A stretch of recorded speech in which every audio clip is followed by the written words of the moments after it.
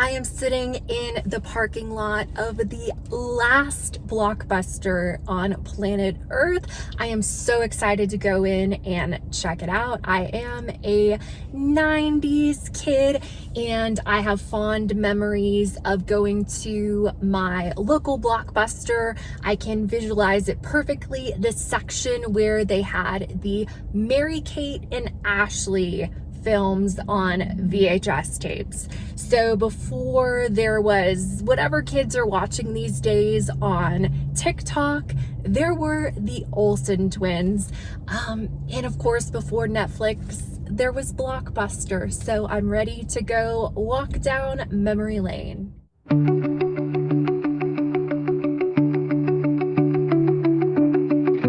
While this might be the last Blockbuster store still standing, the chain got its start in Dallas, Texas, way back in 1985.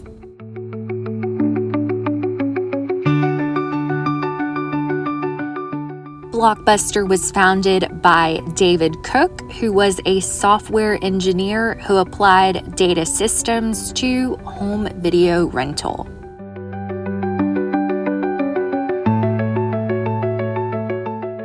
The first store had over 8,000 VHS tapes and used computer systems to track rentals, which was revolutionary at the time. It's hard to believe that nowadays, Bend, Oregon families can rent a kids movie for a whole week for 99 cents. I feel like in the early 2000s, my family had to pay $4 or $5 or so to rent a movie or two for just the weekend. As you can see, in addition to being a fully operational movie rental store, the LAST Blockbuster is also part museum. I absolutely loved The Land Before Time when I was a kid. I vaguely remember something about it being sad, but I probably haven't watched any of those films in 20 plus years. As mentioned earlier, Blockbuster got its start in 1985, and by 1987, the chain had 15 stores and was already drawing major investor attention.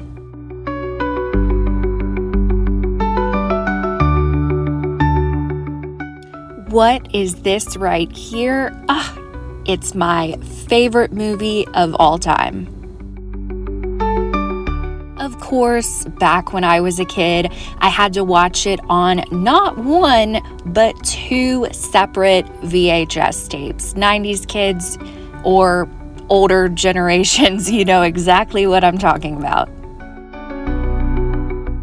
Also, when I was a kid, my family had one of these camcorders that could record directly onto a VHS tape, and I just thought that was the coolest technology because you could record something and immediately pop it into a VCR and watch it on the big screen.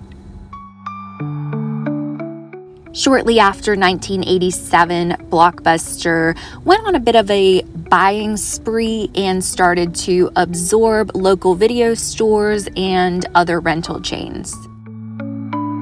Jumanji?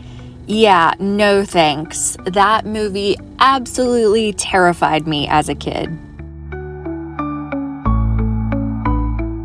As a result of its late 80s buying spree and its aggressive expansion, by 1989, Blockbuster was opening a new store every 17 hours.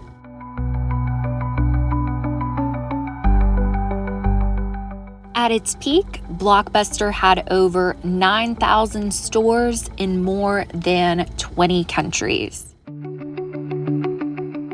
In addition to movie rentals, the chain eventually offered things like video games, snacks, and it even tried its own in-store movie magazine.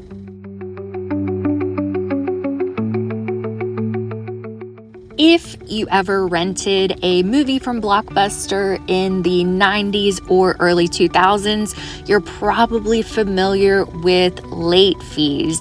Well, Blockbuster's late fee policy was legendary and profitable, earning around $800 million per year. Eventually, Blockbuster did try eliminating its late fees, but all they did was cut their biggest income stream.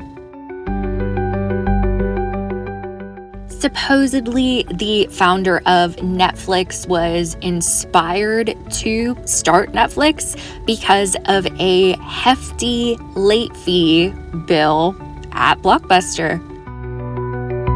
Speaking of Netflix, back in 2000, Netflix offered to sell itself to Blockbuster for $50 million, but Blockbuster declined the deal.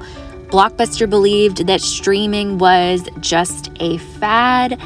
Of course, some say that this was Blockbuster's biggest misstep and possibly one of the biggest missteps in business history. As much as the introduction of Netflix probably negatively impacted Blockbuster, I have also heard that the 2008 financial crisis was a major contributing factor to Blockbuster's 2010 bankruptcy. After its 2010 bankruptcy, Dish Network bought Blockbuster in 2011 and briefly tried to keep it alive through on-demand content and kiosks. Funny enough, I actually remember going to the Blockbuster in my hometown in 2011.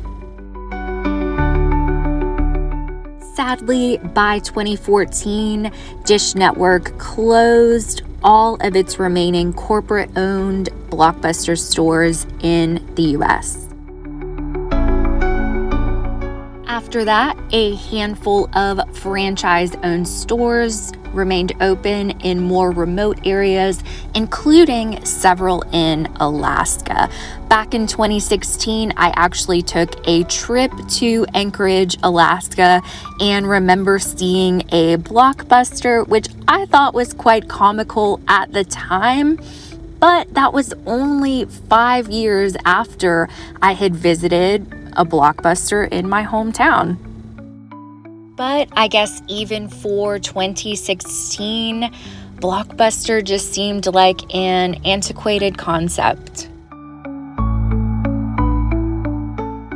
In July 2018, the final 2 Alaska stores closed, leaving just one Blockbuster on the planet. Of course, this last location is in Bend, Oregon, and it was originally opened as Pacific Video back in 1992. I almost forgot to add that I wore my VHS tape earrings for this occasion. Back in 2000, the owners of Pacific Video, Ken and Debbie Tischer, converted their store into a Blockbuster franchise, and it's remained one ever since. Sandy Harding, the store's general manager since 2004, is the face of the operation and a big reason why the LAST Blockbuster is still open. If you have not seen the film, The LAST Blockbuster, she features heavily in it, and that is an absolutely fantastic movie.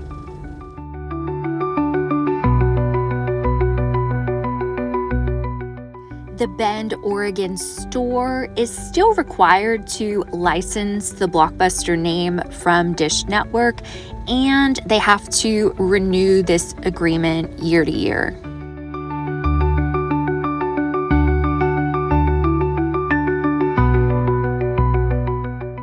In addition to being part fully operational movie rental store and part museum, the LAST Blockbuster is also part gift shop with a ton of really neat Blockbuster merchandise.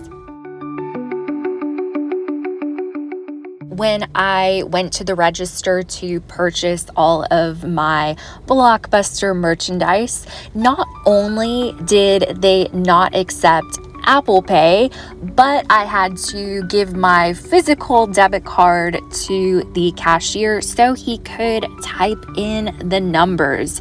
It's my understanding that even the computers used to check out movies and to ring up customers are vintage and run on old school DOS based systems. Believe it or not, back in 2020 during the COVID-19 pandemic, the Bend, Oregon Blockbuster store briefly transformed into an Airbnb. This offered movie lovers the opportunity to spend a night inside the store surrounded by VHS tapes and 90s nostalgia. I am super jealous of anyone who was able to spend a night in the LAST Blockbuster. That was so much fun. I bought souvenirs galore, including a shirt for myself, multiple stickers, postcards. Oh, I even got a membership card, and I bought an overpriced soda just to help out the place. Hopefully this place will be the LAST Blockbuster for a long time to come.